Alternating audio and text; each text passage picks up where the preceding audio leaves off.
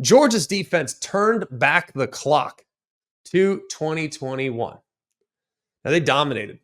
They dominated in the first half of that game, wouldn't they? I mean, it was to the point almost when you're watching it, and you're like, golly, is Texas going to be able to move the ball at all? And you really went on the whole game. Now, there were a couple things that Texas was able to find in the second half. But all in all, when your defensive team stats look like this, you look down at the turnover part and you see that they forced 4 turnovers, you're thinking, all right, my chances of winning the game are pretty dang good. And you go and you look at havoc created. You look at 10 tackles for a loss. You look at 7 sacks.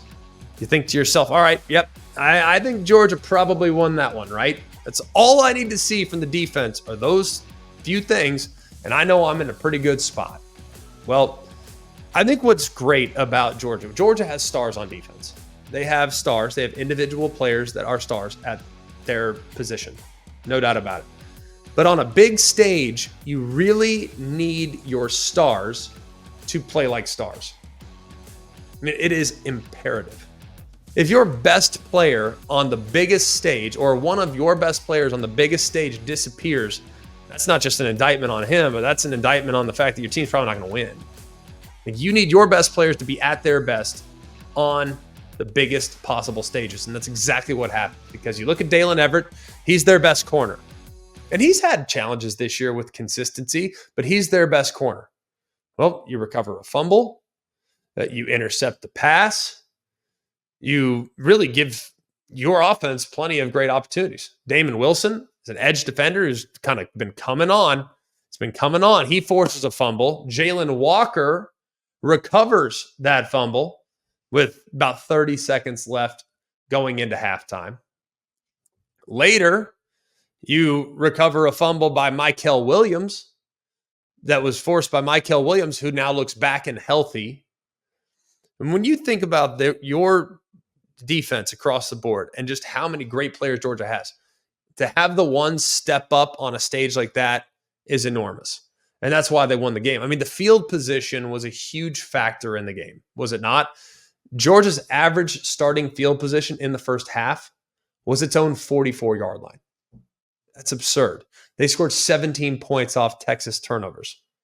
They also, throughout the game, were constantly able to get off the field on conversion downs, things that are backbreakers for the defense. 3rd down, 4th down, they got off the field. Texas 2 of 14 on 3rd down. 4 of their 6 second-half drives ended with turnovers on downs. I mean, that is a dominant performance. Also, don't do this very often. I don't want to make a habit of this, but when it's important, you have to acknowledge it. I want to give a little bit of a shout out to Georgia's punter, Brett Thorson. He was very, very impactful in this game. How many different times did he punt the ball and flip the field? And I looked up the stats, and I don't often, like I said, if I'm looking up special team stats, we got problems. All right. Like, you need to have a come to Jesus with me, because I'm not trying to get in that world. Like, I don't like special teams. It's a better game without them. That's what I've always said. But I digress. Okay. Thorson averaged over 50 yards a punt, 54 to be exact. He also constantly pinned Texas deep in their own end. Now, for Georgia's offense, not great. A lot that needs to be sorted out on that side of the ball.